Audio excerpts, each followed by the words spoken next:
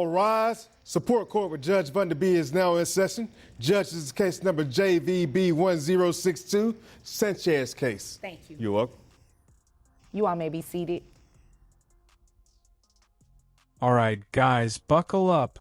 The case kicks off with Mr. Sanchez taking the stand. He's a father of two, one of whom has autism, and he's clearly struggling. He explains how he switched to overnight shifts just to be there for his kids, while the mother is rarely home. He mentions she's been absent for weeks, not contributing financially or emotionally. Okay, Mr. Sanchez, you brought this case before the court. What's going on? Okay, Your Honor. I'm want to sue her for child support because, my kids are always with me, and she's always at work.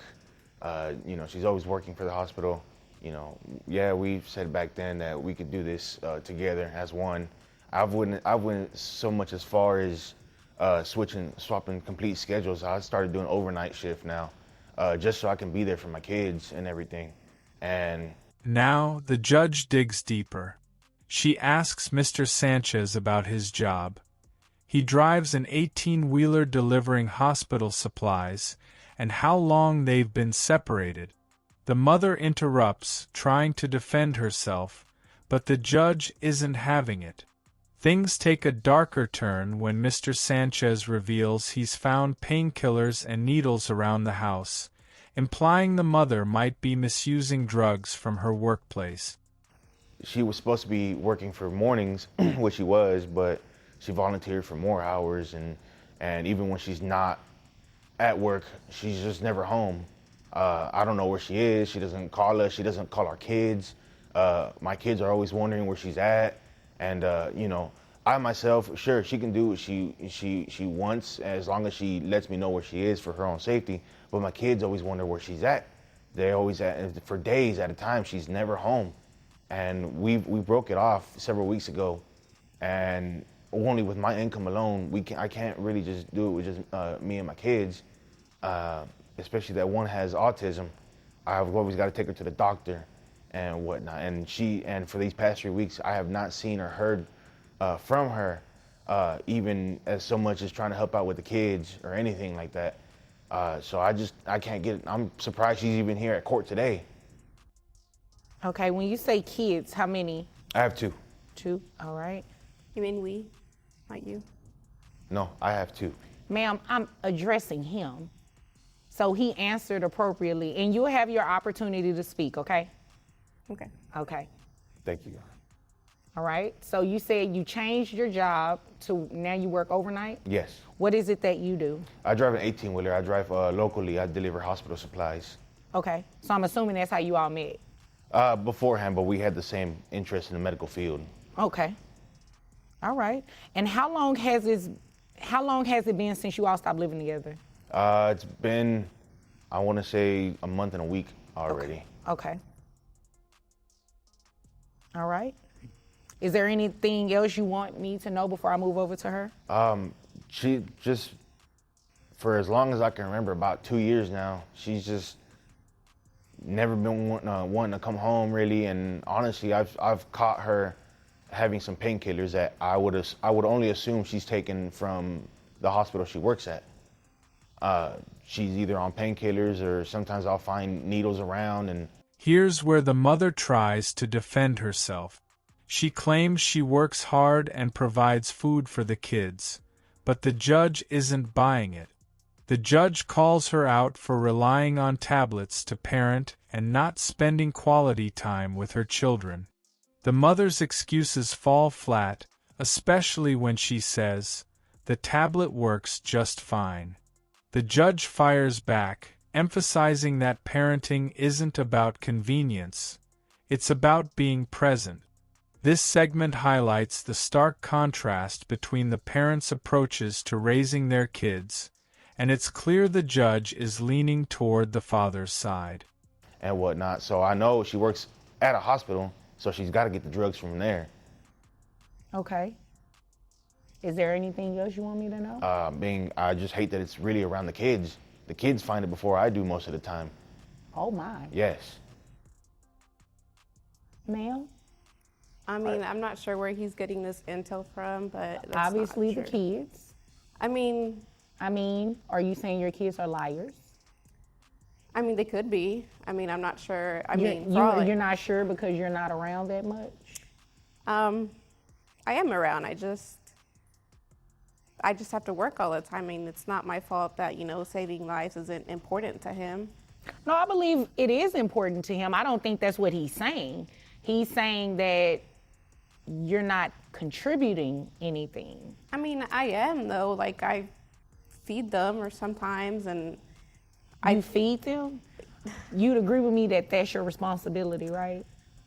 She brings them fast food and leaves again. okay, but it's food, though. But you don't sit there and spend quality time with your kids. You say, here's food, and leave. The judge delivers her verdict, and it's a heavy one. She calculates the mother's child support obligation, including back pay for the month she was absent. The mother tries to argue, complaining about how the payment will cut into her ability to party.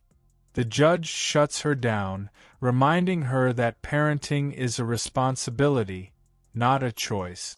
The mother is ordered to pay $1,500 monthly, including $25 toward back pay. This part ends with the mother's shocking lack of remorse, leaving everyone in the courtroom, and us, stunned at her priorities. I mean, the tablet works just fine. They can just eat and watch the tablet. Like, why is that a problem? Because So you want to raise a child off of a tablet? You think that's They okay? have educational stuff. I don't see what's wrong with it. Like, I need to go to sleep at some point in time. Interesting. me, personally, myself, I sit there with my kids and I open a book with them and I help them with their homework. I feed them. I'm not much of a good cook, but I do what I can to put food on the table and spend time with them. It doesn't matter if I lose sleep over it. I mean, that's why I went to overnight, because I want to spend time with my kids. I went to Changed overnight. his shift. to As he spend more should. time He's with a the kids. dad. As but- you should. You're a mom. The audacity. But I have a more important job. How many times are you going to say that? You have the audacity to say that he's a dad and he should do these things, but you're the mom and not doing these things. He changed his shift. Why can't you? In the final segment, Judge Vunderby reflects on the case. She breaks down the key points: the father's dedication, the mother's absence, and the importance of retroactive child support. She explains how the mother was ordered to pay back pay at $25 a month, emphasizing that the children's needs come first. The judge's tone is firm but fair, and her words serve as a reminder that parenting is a shared responsibility. Because it's inconvenient to me. I've actually heard a couple times to where she says, I gave birth to him, it's your job to take care of him. You believe that? Yes. Interesting. Wow. No, that's not how this works. That's not how any of this works. You are going to financially support these children, and I'm going to make sure of it today. And you may want to look into trying to do a shift change yourself so you can spend some time with the kids. I mean, obviously, I can't court order you or force you to spend time with them, but you should want to spend time with the kids. And I mean, considering that one of them has autism, you should want to spend more time with your kids. I mean, I get it, but it's too much work having a kid with autism. That's why I just leave it to him, because he's better suited for that. Right, yeah, no. I'm not about to do this game with you. Since you left a month and a week ago, have you given him any money for the children? I don't need an explanation either. It's a yes or no. No. Okay, thank you. All right. She's actually asked for money instead of giving. And then you have the nerve to ask for money and the kids are with him? I mean, he has an obligation to give me support. You know what? I'm not about to play with you. You came here to waste my time because you have the same obligation to your kids. He should not be paying you anything if the kids are with him majority of the time. If they're living with him, If he is the primary parent, he is tasked with the daily duties of caring for these kids. He shouldn't pay you anything, ma'am. And it is ridiculous that you believe that he should. Yeah, no, we're not doing that. This is what we're going to do. How much money you make a year? $60,000. Okay, $60,000. All right. Health insurance. That's about I just have the individual. He has a family one under his plan. So I just Yes. pay $80 every 2 weeks. Okay, health insurance. Is it private health insurance? Is the children under Medicaid? What are we It's doing? Medicaid. Medicaid? Yes. Okay. So you're going to have to pay that back to Medicaid, just FYI, unless you want to put them on private health insurance, which I don't see why you would have a problem with it. You're a nurse. You have access to private health insurance, right? Yes. So why did you just get an individual plan when you have a family?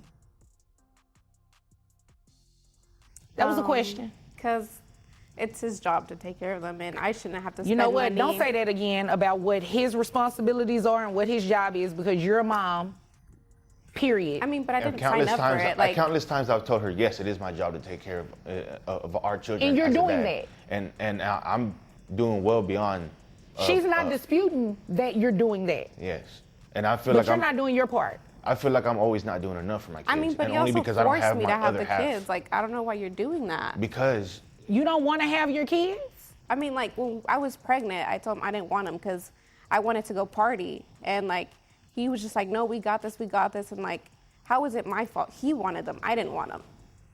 So. But you kept them. no, we've talked about having kids and we've wanted kids. I know, but, once like, she when we got were pregnant, older, once she got not right pregnant and now. she knew she couldn't do what she needed anymore, or really what she wanted anymore, then it was just, oh, this baby's really an inconvenience to our lives. I mean, but you know This what I child like to support party. payment is about to be an inconvenience to you as well, because you're going to pay child support. Whether you wanted them or not is beside the point. You had them, they are here, they are your responsibility just as much as they are his responsibility. So $60,000 a year.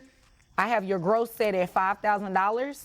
Your net is $4,101.87. Medicaid reimbursement based on 9% of your gross is $450. Do you think you can get health insurance through your employer that's cheaper than that for the children? I mean, I guess. I don't know. You don't want to look into it? Not really. we work for the same company. Yes, she does. Oh, okay. So this is what we'll do. You just go ahead and pay that, and you can roll your eyes all you want to. I can roll my eyes too. We're just going to have you reimburse Medicaid that full $450. The judge listens intently, and you can feel the weight of the accusations hanging in the air. This part ends on a chilling note, leaving everyone wondering what the mother's defense will be. The tension is palpable as he reveals he's surprised she even showed up to court. This sets the stage for a case that's about more than just child support. It's about responsibility and parental dedication. This case is a clear example of how the court prioritizes the well-being of children above all else. So that brings your monthly child support obligation for 2 children to $1,025 plus the $450 reimbursement to Medicaid for $1,475. Now, it looks like Dad also requested for you to pay back pay for that month in a week that you left and haven't given the children anything. I'm going to grant his request. So you have arrearages in the amount of $1,475. That's to be paid at $25 a month. So your monthly child support obligation, including the back pay, is $1,500. You have any questions about anything I just said? I mean, I just feel like it should be less. What am I going to be left with to party with? Like, what am I going to do? I don't know, maybe pick up some extra shifts or work a part-time job. Or take care of your kids. Don't, you know, if she doesn't want to take care of her kids, I really don't care at this point. I just want to make sure he gets some financial assistance. I mean, but he makes enough money. And I mean, you make enough money too. So again, do you have any questions about anything I just said? No. Okay. You have any questions, sir? No. Okay. Your Honor. Well, if there's nothing further, you all are dismissed. Thank you, Your Honor. You're welcome. Hi guys, it's me, Judge Vanda B. I wanted to go over what you all witnessed in the Sanchez case. Dad was looking to place mom on child support because dad is pretty much taking care of the kids 100% of the time. You heard testimony that at least one of the children were autistic, mom was working nights, and she was not spending any time with the children. Well, what else stood out to you about this case? You heard both of them testify that mom moved out at least 1 month ago. Remember, when you're in court, guys, you have to make your request within your petition of what it is that you want. In this particular case, dad asked for retroactive child support, also known as back pay. He was entitled to that. Mom incurred at least 1 month of back pay that was owed to dad. She was ordered to pay that at about $25 a month, and it's that simple.